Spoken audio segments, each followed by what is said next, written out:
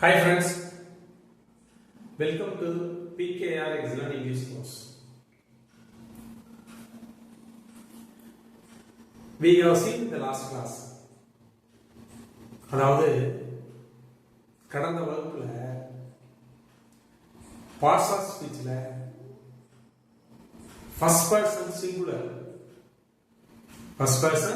Singular அதாவது I, my, me, mine, myself இந்த வேர்ட்ஸை பயன்படுத்தி எப்படி சென்டென்சஸ் ஃபார்ம் பண்றதுன்றத பார்த்துருக்கோம்.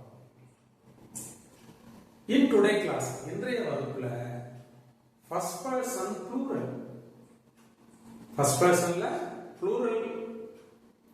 அந்த வார்த்தைகளை சென்டென்ஸ்ல எவ்வாறு பயன்படுத்துவது அப்படிங்கிறத we are going to see now. இப்பொழுது நம்ம பார்க்க போறோம். ஃபர்ஸ்ட் பர்சன்ல plural first person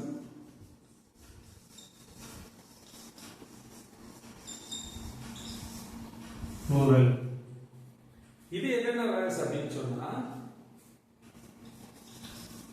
we, our, us,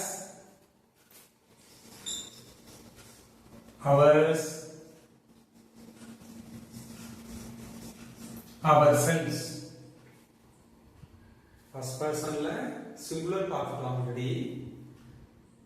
first person plural அதாவது என்ன சொல்லிருக்கோம், நான், என்னுடைய, என்னை, எனக்கு, என்னுடையது, நானே அப்படின்னு வந்து அது சிங்குலர். இதுவே ப்ளூரல்ல சொல்றப்போ என்ன சொல்லுவோம், ஃபர்ஸ்ட் பர்சன்ல நாங்கள், we என்பது என்ன, நாங்கள், அவர் என்பது எங்களுடைய, அஸ் என்பது எங்களை, எங்களுக்கு, அஸ் என்பது எங்களை, எங்களுக்கு, அவர்ஸ் என்பது எங்களுடையது, அவர் செல்ஃப்ஸ் என்பது நாங்களே. இப்படி மீனிங் வரும். we, our, us, ours, ourselves அப்படின்னு சொல்லி மீனிங் எடுத்துக்கிறோம். இப்ப அதோட தமிழ்ல என்ன வேர்ட்ஸ் வருதுன்னா we என்பது நாங்கள், அவர் என்பது எங்களுடைய, அஸ் என்பது எங்களை, எங்களுக்கு, அவர்ஸ் என்பது எங்களுடையது, அவர் செல்ஃப்ஸ் என்பது நாங்களே. இப்படி மீனிங் வரும். இந்த வார்த்தைகளை how to use in sentences வாக்கியங்களில் எவ்வாறு நாம் பயன்படுத்துவது என்பதை now we are going to see. நாம் இப்பொழுது பார்க்க போகிறோம். ஓகே, இதுல ஃபர்ஸ்ட் ஒன் என்ன சொல்லிருக்கோம், ஃபர்ஸ்ட் ஒன் என்ன சொல்லிருக்கோம்னா we அதாவது நாங்கள். இத சென்டென்ஸ் பண்றோம் பாருங்க, we are friends. என்ன அர்த்தம், நாங்கள் நண்பர்கள். that means நாங்கள் நண்பர்களாக இருக்கிறோம். அதான் we are friends. இப்ப we என்ற first person plural பயன்படுத்துறோம். தமிழ்ல அதுக்கு என்ன, நாங்கள். அப்ப நாங்கள் நண்பர்கள். இதுவே என்ன செய்யலாம், வேற மாதிரி கூட சொல்லலாம், we are good friends அப்படின்னு சொன்னோம்னா நாங்கள் நல்ல நண்பர்களாக இருக்கிறோம். we are good friends என்பது என்ன, நாங்கள் நல்ல நண்பர்களாக இருக்கிறோம்.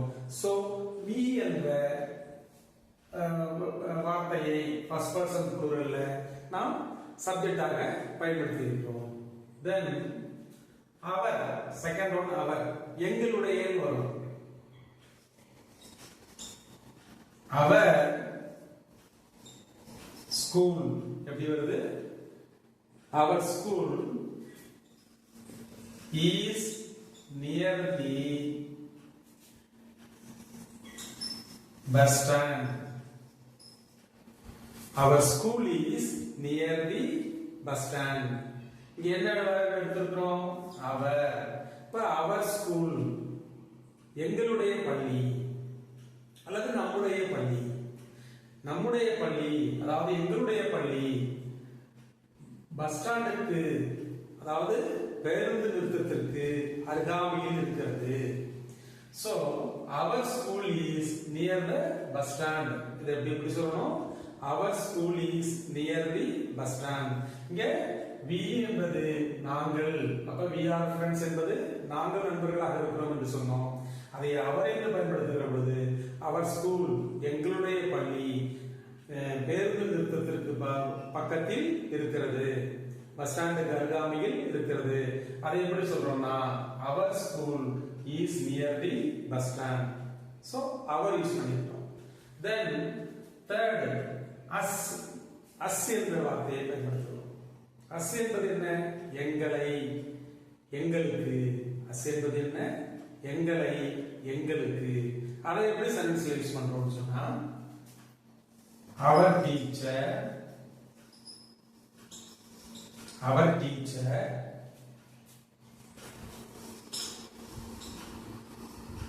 teaches us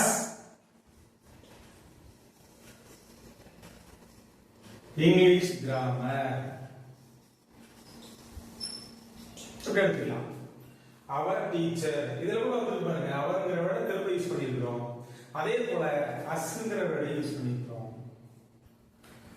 our teacher teaches us English grammar. இதற்கு என்ன அர்த்தம் அப்படின்னு சொன்னா எங்களுடைய ஆசிரியர் எங்களுக்கு us என்ற வேர்டை பயன்படுத்திருக்கோம். அப்படி எங்களுடைய ஆசிரியர் எங்களுக்கு ஆங்கில இலக்கணம் கற்பிக்கிறார். எங்களுடைய ஆசிரியர் that is our teacher எங்களுக்கு us என்ற வேர்டை யூஸ் பண்றோம்.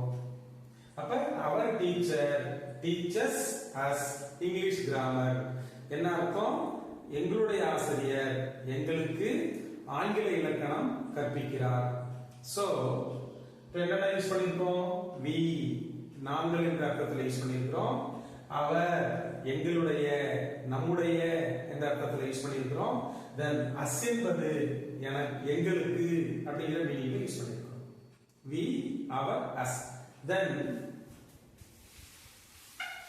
fourth one first person pluralல fourth one என்ன சொன்னோம்? ours. fourth one என்ன சொல்லிருக்கோம்? ours. ours என்பதற்கு எங்களுடையது. ours என்பதற்கு என்ன மீனிங்? எங்களுடையது. இதை எப்படி யூஸ் பண்ணணும்னு சொன்னா for example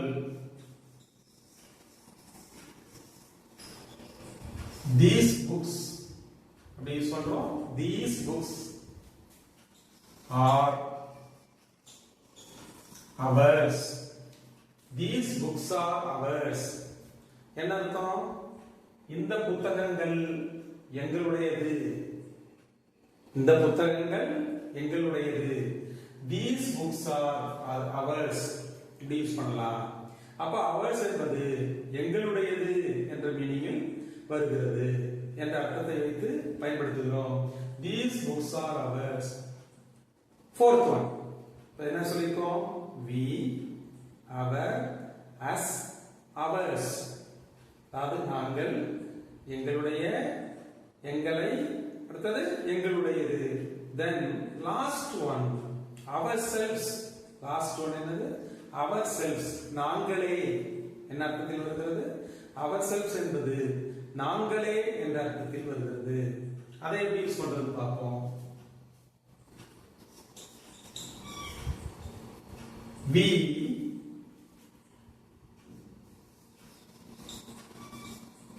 learn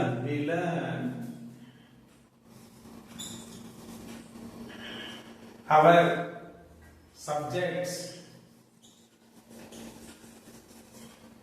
We learn our subjects.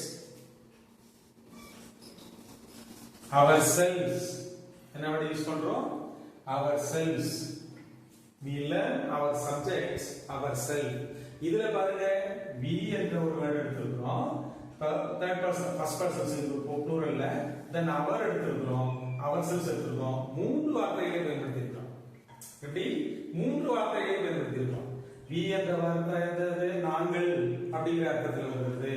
அவர் என்பது எங்களுடைய அப்படிங்கிற அர்த்தத்தில் வருகிறது. ourselves என்றது நாங்களே என்ற அர்த்தத்தில் வருகிறது. அப்ப please see this example. இந்த வாக்கியத்தை கவனிங்கள். we learn our subjects ourselves. என்ன அர்த்தம்னா நாங்கள் எங்களுடைய சப்ஜெக்ட்ஸ் பாடங்களை நாங்களே கற்றுக்கொள்கிறோம்.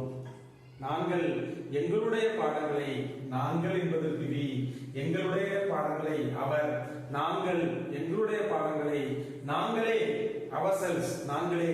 அப்ப நாங்கள் எங்களுடைய பாடங்களை நாங்களே கற்றுக்கொள்கிறோம்.